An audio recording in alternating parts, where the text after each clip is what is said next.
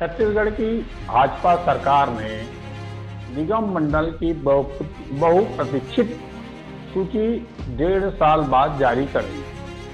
सूची जारी करने के बाद पार्टी के एक वर्ग में खुशी है, दूसरे तरफ कुछ लोग जो पद की लालच में थे या पद की चाह में थे या जो संगठन में लंबे समय से काम करते रहे, ऐसे लोग नाराज बताए जा रहे हैं। पूर्व मंत्री नंदीराम कंवर ने निगम मंडल की नियुक्ति के पहले पत्र लिखकर यह मांग की थी कि पुराने लोगों को पद न दिए जाए। पुराने लोगों पर उन्होंने एक तरह से दलाली करने या दलाल होने का आरोप लगा दिया था, जिससे पार्टी के भीतर हड़कंप मचा था। और पार्टी के जो निष्ठावान लोग हैं, जो पार्टी के चेहरे हैं, उनके ऊपर इस तरह का आरोप पहली बार कोई इतने वरिष्ठ मंत्री ने लगाया है, इसकी चर्चाएं भी रही है।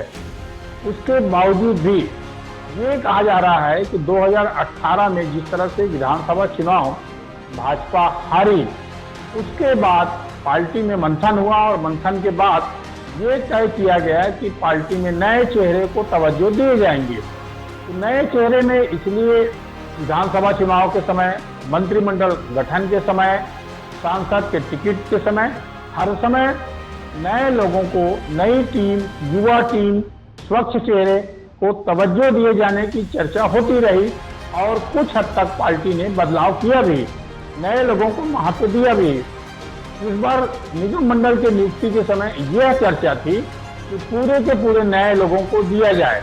नए लोगों को दिए जाने का दबाव भी बनाया गया, परंतु बहुत सारे पुराने लोगों को फिर से निगम मंडल में नियुक्ति हो गई, जैसा भूपेन्द्र सवन्नी, संजय श्रीवास्तव समेत आधा दर्जन लोगों को फिर से निगम मंडल में दे दिया गया है। हालांकि अभी बेवरेज कॉर्पोरेशन समेत आधा दर्जन निगम मंडल में नियुक्ति अभी बाकी है। वो नियुक्ति कब होगी और कैसे संतुष्ट किए जाएंगे, ये आगामी दिनों चर्चा का विषय रहेगा।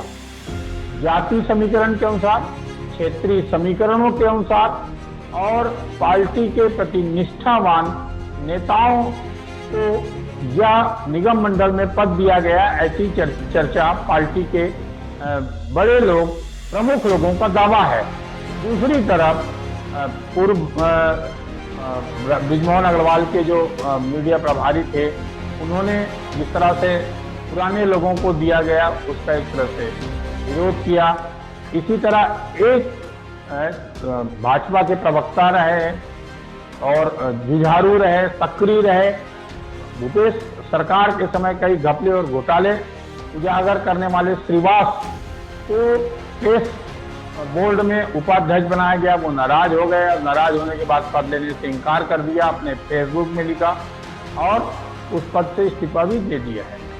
दूसरी तरफ ये कहा जा रहा है कि जो निगम मंडल की नियुक्ति के बाद अब जो है एक बड़ा वर्ग जो है, जो नियुक्ति की बात के समय अपना बायोडाटा सौंपा, अलग अलग जगहों में लॉबिंग की, उन लोगों को फिर से पद की आशा है कि दिए जाएंगे।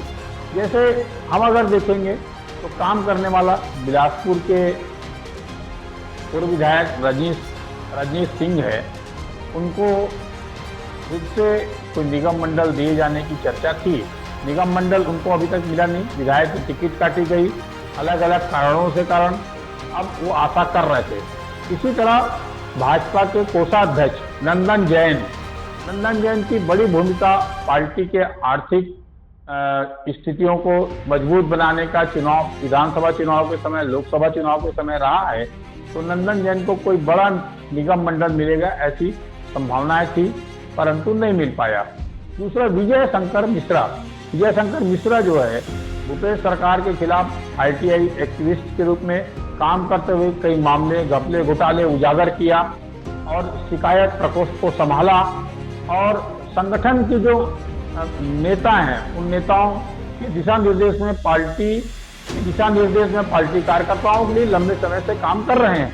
उनको भी निगम मंडल में महत्वपूर्ण दिए जाने की संभावना व्यक्त की जा रही थी। ऐसे करीब 1 दर्जन से ज्यादा नाम हैं जो अभी जिनका नाम है, जिनको नहीं मिल पाया।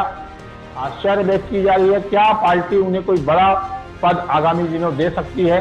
जैसा अभी भी कहा जा रहा है, मुख्यमंत्री के सलाहकार और बनाए जा सकते हैं, उस तरह के पद दिए जाएंगे। संसदीय सचिवों की नियुक्ति होना, जो विधायकों को, कई विधायकों को लगा था कि निगम मंडल में पद मिलेगा, परंतु निगम मंडल का जो पद है वो विधायकों को इस बार नहीं दिया गया, पार्टी के कार्यकर्ताओं को दिया गया है। तो क्या जो विधायक चाह रहे थे निगम मंडल अध्यक्ष, उनको संसदीय सचिव बनाया जाएगा? ऐसी चर्चा है कि आधा दर्जन लोगों को संसदीय सचिव इसी महीने या अगले महीने बनाए जा सकते हैं। अब देखते हैं कि कब बनाते हैं, मगर ये चर्चा लंबे समय से है कि जितने मंत्री हैं, मंत्रिमंडल के गठन की प्रक्रिया पूरी होने के बाद जो मंत्रिमंडल के पद खाली हैं, उन पदों को भरने की कवायद पार्टी के भीतर अंदर ही अंदर हो रही है कि वो जाति समीकरण में किया जाए, कि योग्यता के आधार पर किया जाए, कि क्षेत्रीय समीकरण में किया जाए, भविष्य की राजनीति को देखते हुए किया जाए।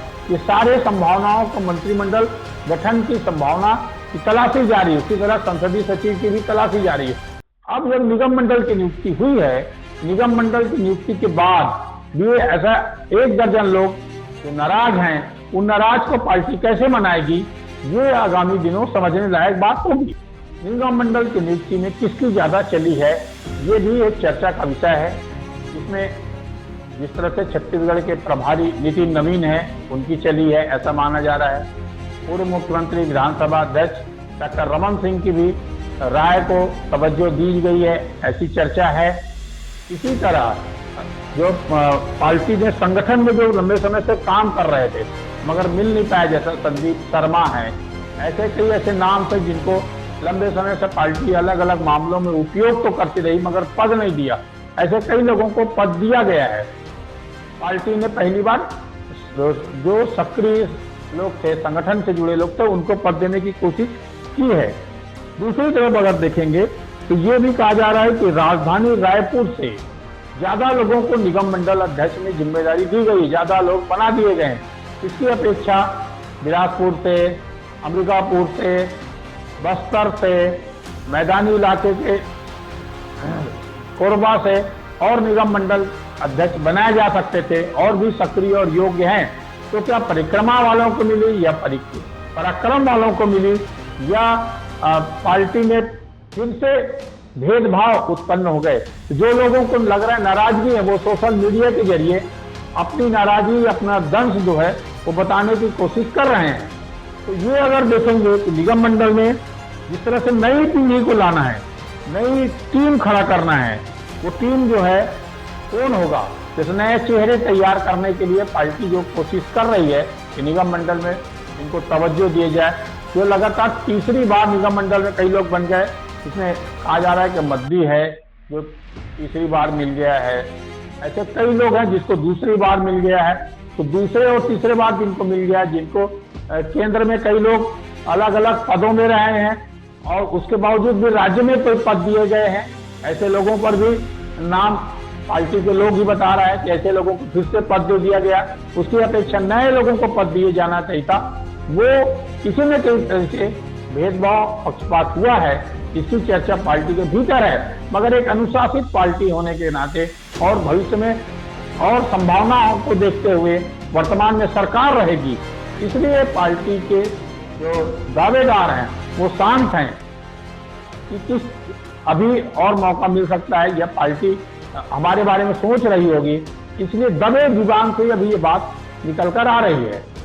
जिस तरह से अब आगे की जो गतिविधियां हैं वो आगामी दिनों इसका कितना प्रभाव पड़ता है, ये देखने लायक बात रहेगी। जय हिंद, जय